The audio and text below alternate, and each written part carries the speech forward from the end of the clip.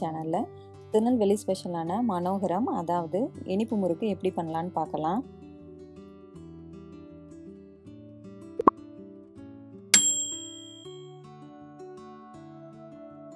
ஒரு பாத்திரத்தில் ஒரு சல்லடை வச்சுக்கோங்க. சல்லடை வச்சுட்டு இதில் 2 கப் அளவுக்கு கடலை மாவு, 1 கப் அளவுக்கு அரிசி மாவு, உப்பு ஒரு சிட்டிகை சேர்த்துட்டு நல்லா சலிச்சு எடுத்துக்கோங்க.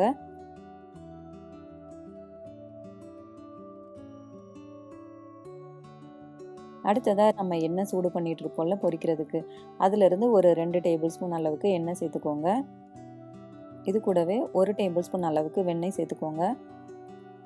இப்போ இதை எல்லாத்தையும் நல்லா கலந்து விட்டுடலாம்.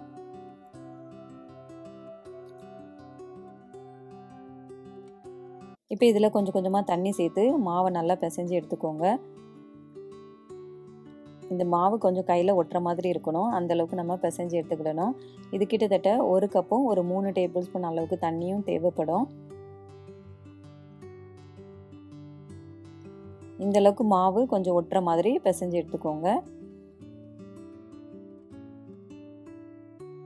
இந்த முறுக்கு செய்கிறதுக்கு இந்த அச்சு எடுத்துக்கோங்க. இந்த மாவு கையில் எடுக்கும்போது நல்லா ஒட்டுற மாதிரி இருக்கும், அதனால் கொஞ்சமாக எண்ணெய் தடவிட்டு மாவை எடுத்துட்டு நல்லா இந்த மாதிரி நீல வாக்கில் உருட்டிக்கோங்க. இப்போ இந்த மாவை முறுக்கு குழல்ல வச்சுருங்க.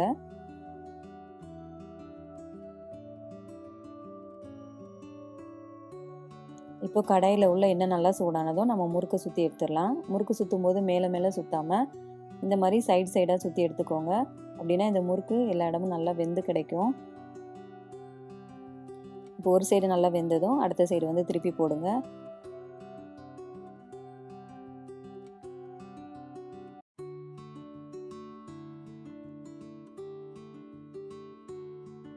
இப்போ முறுக்கு நல்லா வெந்துருச்சு. எண்ணெயில் உள்ள சத்தங்கள்லாம் நல்லா அடங்கினதும் முறுக்கு வெந்துருச்சுன்னு அர்த்தம். அதுக்கப்புறம் நம்ம முறுக்கு எடுத்துடலாம். முறுக்கு எடுத்துட்டு இந்த மாதிரி ஒரு டிஷ்யூ பேப்பரில் வச்சுக்கோங்க.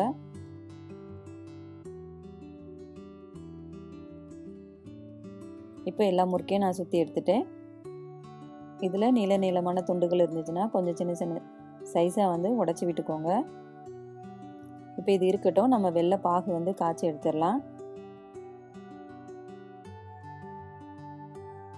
ஒரு பாத்திரத்தில் 1.5 கப் அளவுக்கு வெல்லம் சேர்த்துக்கோங்க. இது 300 கிராம். கூடவே 3/4 கப் அளவுக்கு தண்ணி சேர்த்துக்கோங்க. தண்ணி சேர்த்துட்டு நல்லா கலந்து விட்டுடலாம். வெல்லம் நல்லா கரையட்டும்.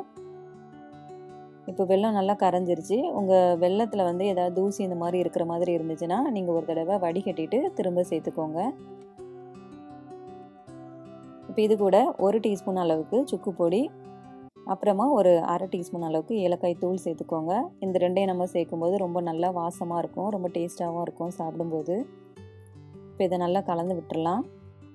இது நல்லா கொதித்து வரட்டும்.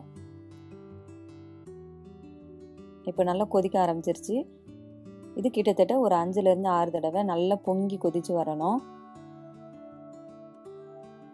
பாருங்கள், இந்த மாதிரி நல்லா கொஞ்சம் கெட்டியாக நல்லா கொதித்து வரணும். நீங்கள் ஃபஸ்ட் டைம் பண்ணுறவங்களா இருந்தீங்கன்னா ஒரு கிண்ணத்தில் தண்ணி வச்சுட்டு இந்த சிரப்பை கொஞ்சம் விட்டு பாருங்கள். நம்ம இந்த மாதிரி எடுத்து பார்க்கும்போது நமக்கு ஈஸியாக பந்து மாதிரி எடுக்க வரணும். அந்த மாதிரி வந்துருச்சுன்னா நமக்கு சிரப்பு ரெடி ஆயிடுச்சுன்னு அர்த்தம். பாருங்கள், இந்த மாதிரி இருக்கணும். இதுக்கப்புறம் ஸ்டவ்வை வந்து ஆஃப் பண்ணிடுங்க.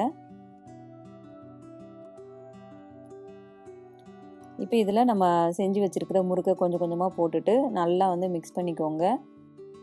இப்போ நான் எல்லா முறுக்கையும் சேர்த்துட்டேன். முறுக்கையெல்லாம் சேர்த்துட்டு எல்லா முறுக்குலையும் படுற மாதிரி நல்லா கலந்து விட்டுக்கிடணும். இப்போ இதை நல்லா கலந்தாச்சு. இப்போ இதை நல்லா அப்படியே ஆற விட்டுருங்க. இப்போ பாருங்கள், நல்லா ஆறுனதும் உதிரி உதிரியாக வந்துருச்சு. ரொம்ப வாசமாக ரொம்ப டேஸ்ட்டாக இருக்கும். நல்லா ஆறுனதும் ஒரு டப்பாவில் போட்டு மூடி வச்சுக்கோங்க. அவ்வளோதான் ஃப்ரெண்ட்ஸ், ரொம்ப சுலபமான சுவையான திருநெல்வேலி மனோகரம் ரெசிபி சூப்பராக ரெடி ஆயிடுச்சு. கண்டிப்பாக நீங்களும் உங்கள் வீட்டில் இதே மாதிரி செஞ்சு பாருங்கள். உங்களுக்கு இந்த ரெசிபி பிடிச்சிருந்துச்சுன்னா கண்டிப்பாக லைக் பண்ணுங்கள், கமெண்ட் பண்ணுங்கள், ஷேர் பண்ணுங்கள்.